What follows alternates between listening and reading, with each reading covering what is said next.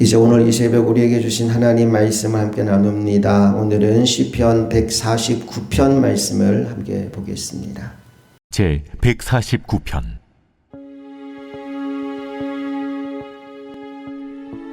할렐루야.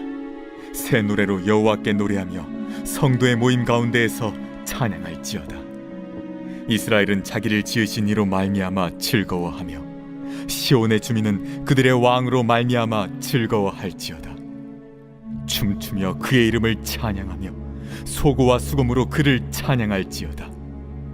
여호와께서는 자기 백성을 기뻐하시며 겸손한 자를 구원으로 아름답게 하심이로다. 성도들은 영광 중에 즐거워하며 그들의 침상에서 기쁨으로 노래할지어다. 그들의 입에는 하나님에 대한 찬양이 있고 그들의 손에는 두 날 가진 칼이 있도다. 이것으로 문 나라에 보수하며 민족들을 벌하며 그들의 왕들은 사슬로 그들의 귀인은 철고랑으로 결박하고 기록한 판결대로 그들에게 시행할지로다. 이런 영광은 그의 모든 성도에게 있도다. 할렐루야. 하나님은 우리에게 구원을 주시는 분이십니다. 또한 하나님은 우리에게 회복의 은혜를 베풀어 주시는 분이십니다. 그러므로 우리는 날마다 하나님을 찬양해야 합니다. 새 노래로 하나님을 찬양해야 합니다. 1절 말씀에 이렇게 기록되어 있죠. 다 같이 읽어봅니다. 할렐루야. 새 노래로 여호와께 노래하며 성도의 모임 가운데에서 찬양할지어다. 할렐루야. 새 노래로 여호와께 노래하며, 이 새 노래가 새로운 곡조, 새로운 멜로디 이 얘기가 아니고 새로운 마음입니다.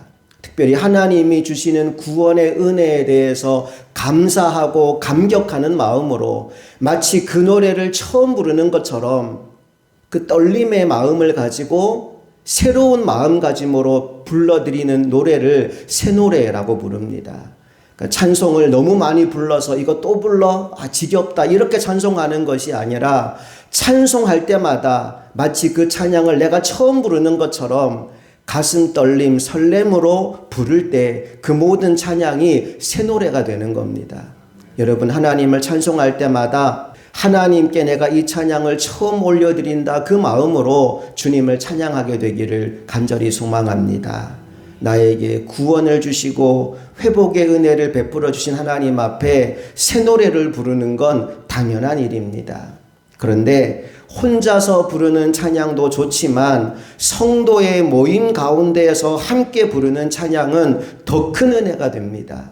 그래서 1절 하반절에 보니까 성도의 모임 가운데에서 찬양할지어다 라고 말씀하고 있지요. 예배의 모임 가운데 우리가 함께 모여서 하나님께 영광 돌리는 찬양, 그 찬양의 불이 더 강력하게 붙을 수 있기를 간절히 소망합니다. 자, 특별히 우리가 이렇게 하나님을 찬양할 때 하나님께 찬송하는 우리 마음 중심에 있어야 되는 감정이 뭐냐? 바로 기쁨과 즐거움입니다. 2절 말씀 이렇게 이어지지요. 다 같이 읽어봅니다. 이스라엘은 자기를 지으신 이로 말미암아 즐거워하며 시온의 주민은 그들의 왕으로 말미암아 즐거워할지어다. 예, 하나님을 찬송하는 그 중심에 뭐가 있어야 된다고요? 기쁨과 즐거움이 있어야 돼요. 자, 그런데 기쁨과 즐거움이 내 안에 있으면 단지 목소리로만 찬양하고 있을 수 없습니다.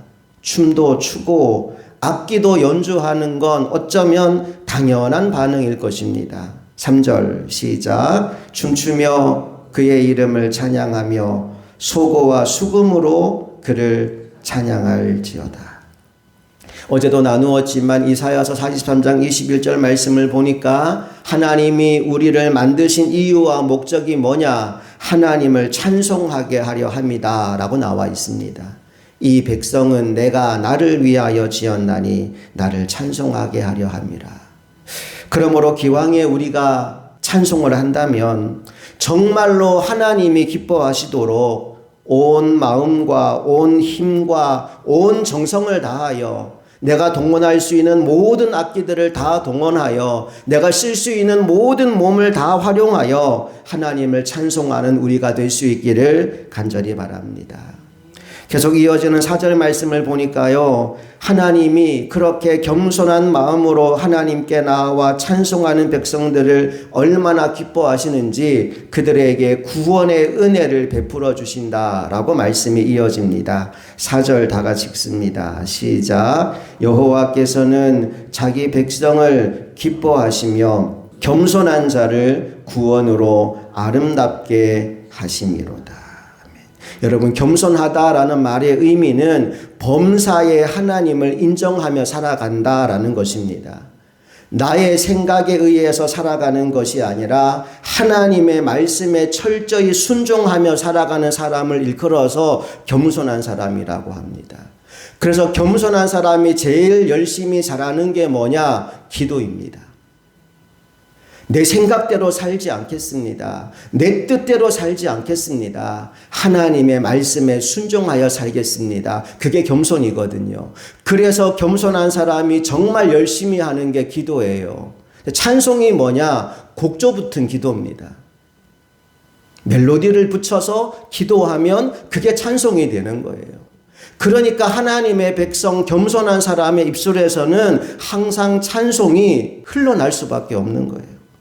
특별히 6절 말씀을 보니까요. 그래서 겸손한 사람의 입술에는 뭐가 있느냐? 찬송이 있다라고 말합니다. 그리고 손에 뭔가가 있대요. 자, 손에는 뭐가 있는지 6절 다 같이 읽어봅니다. 시작. 그들의 입에는 하나님에 대한 찬양이 있고 그들의 손에는 두 날 가진 칼이 있도다.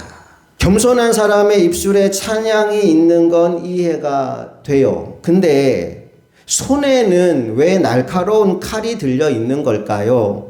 그 이유가 7절부터 9절에 나오는데 먼저 이 말씀 읽어볼게요. 시작. 이것으로 문 나라에 보수하며 민족들을 벌하며 그들의 왕들은 사슬로 그들의 귀인은 철고랑으로 결박하고 기록한 판결대로 그들에게 시행할지로다.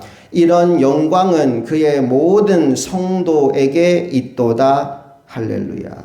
손에 왜 칼을 들고 있어야 됩니까? 바로 악한 대적들과의 싸움이 모든 성도들 앞에 놓여 있기 때문이고 그 싸움에서 반드시 승리해야 하기 때문에 손에 날카로운 칼을 들고 있다는 겁니다. 에베소서 6장에 보면 우리들은 모두 하나님의 영적인 군사로 부름받았다라는 말씀이 나옵니다. 거기에 하나님의 전신 갑주를 입으라, 머리에는 구원의 투구를 쓰고 가슴에는 흉배를 붙이고 복음의 신발을 신고 허리띠를 띠고 막 이렇게 나오는데요. 말씀을 가만히 보면 다 내 몸을 방어하는 것밖에 없어요. 공격용 무기는 딱 하나밖에 없습니다. 성령의 검, 곧 그 다음에 뭐라고 나와 있을까요? 하나님의 말씀이라고 나와 있어요. 우리에게 하나님이 악한 대적 사단 마귀와 맞서 싸울 수 있도록 우리의 온 몸을 무장하게 하시는데 공격용 무기로 우리 손에 들려주신 게 뭐냐? 성령의 검, 곧 하나님의 말씀이에요. 그러니까 성도들이 반드시 손에 들고 있어야 되는 칼이 뭐냐? 하나님의 말씀이라는 거예요.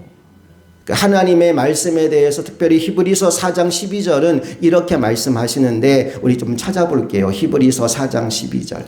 다 같이 읽습니다. 시작. 하나님의 말씀은 살아있고 활력이 있어 좌우에 날선 어떤 검보다도 예리하여 혼과 영과 및 관절과 골수를 찔러 쪼개기까지 하며 또 마음의 생각과 뜻을 판단하나니.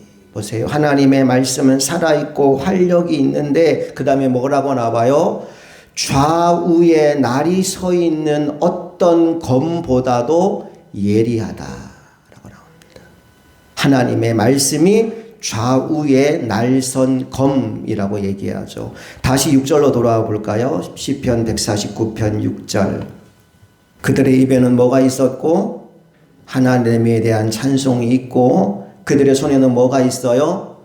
두 날 가진 칼이 있도다. 좌우에 날이 선 칼이 있어요.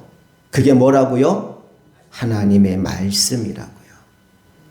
그러니까 성도가 무장해야 되는 게 있어요. 입술에는 뭐로 무장하고? 찬양으로 무장하고, 손에는 뭐를 들고? 하나님의 말씀의 검을 들고 살아가는 것이 성도의 삶의 자세라는 거예요. 역대하 20장에 보면 암몬과 모압의 군대가 이스라엘을 쳐들어옵니다.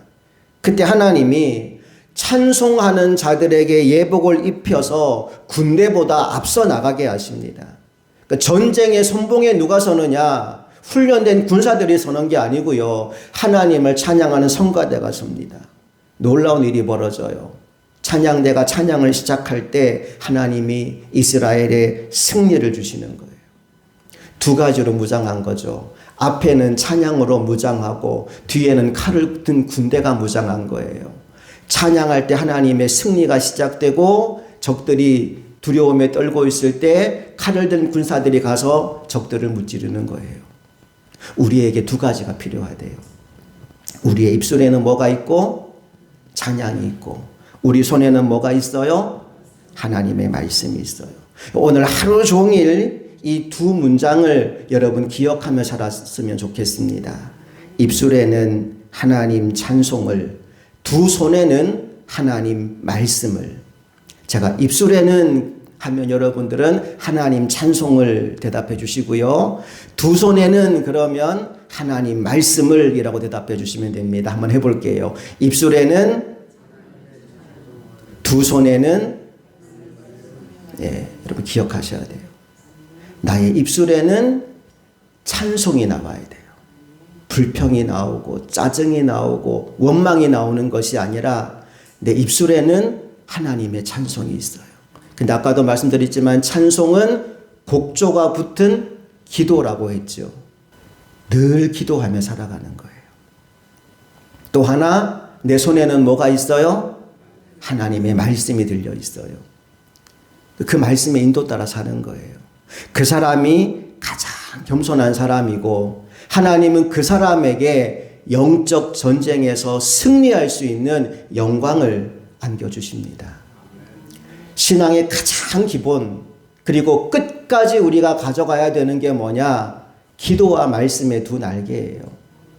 다른 거 없어요. 여러분 다이어트 하는데 성공하는 비결 두 가지 있는데 뭔지 아세요? 적게 먹고 많이 움직이면 됩니다. 두 가지밖에 없어요. 음식 조절하고 운동 열심히 하면 살 빠지게 돼 있어요. 근데 사람들이 이 기본을 무시합니다. 그래서 빨리 살 빼보려고 뭐 하죠? 지방 흡입 수술 같은 거 하고 다이어트 보조제 같은 거 먹고 뭐 이런 식으로 살을 빼려고 원푸드 다이어트 이런 거 하고, 그렇게 살 빼는 게 아니라는 거예요. 기본에 충실할 때 살은 빠지게 되어 있습니다. 적게 먹고 많이 움직이는 거예요. 신앙의 기본은 두 가지밖에 없어요. 기도와 말씀. 다른 걸로 급하게 여러분 영적인 성취를 내려고 하지 마십시오. 뭐 기도원 가서 막 이거 아니에요. 부흥회 가서 막 이거 아니에요. 그렇게 해서 뭔가 불 받고 와서 뭘 하겠다 그러면 며칠 못 가요. 우리의 신앙의 기본은 기도와 말씀이에요. 입술에는 항상 하나님을 향한 찬양이 장착되어 있는 거예요. 내 손에는 항상 하나님의 말씀이 들려 있는 거예요. 이 두 가지를 정말 바보같이 끝까지 붙들고 나아가면 영적으로 성장하고 성숙할 수 있을 것이며 모든 악한 사단 마귀와 영적 전쟁에서 반드시 승리하게 되어 있습니다. 오늘 이 새벽에 기도의 자리에 나온 저와 여러분이 그 기본기가 탄탄하게 다져진 하나님의 강한 군사가 되어서 오늘도 하나님을 기쁘시게 하는 영적 전쟁의 승리자들이 다 되시기를 주님 이름으로 축복합니다. 함께 기도하시겠습니다. 좋으신 아버지 하나님, 오늘 우리에게 우리 신앙의 가장 중요한 본질과 진리이며 우리가 날마다 무장해야 될 것이 무엇인지를 깨닫게 하시니 감사합니다. 우리의 입술에는 하나님 찬송을, 우리의 두 손에는 하나님의 말씀을 무장하여 오늘도 우리가 감당해야 될 영적 전쟁에서 승리하며 나아가는 하나님의 군사들 다 되게 하여 주시옵소서. 흔들리지 않는 믿음의 자리에 견고히 서게 하시고 인생 가운데 어떤 일, 어떤 문제, 어떤 환경이 다가온다 할지라도 두려워 떨지 않게 하여 주시옵소서. 나와 함께 하신 하나님을 바라보며 겸손하게 믿음으로 나아가서 마침내 하나님이 우리에게 베풀어 주시는 그 구원의 은혜를 누리고 더 크게 새 노래로 회중 가운데에서 하나님을 찬송하며 나아가는 우리 모두가 되게 하여 주시옵소서. 우리 주 예수 그리스도의 이름으로 간절히 기도합니다. 아멘.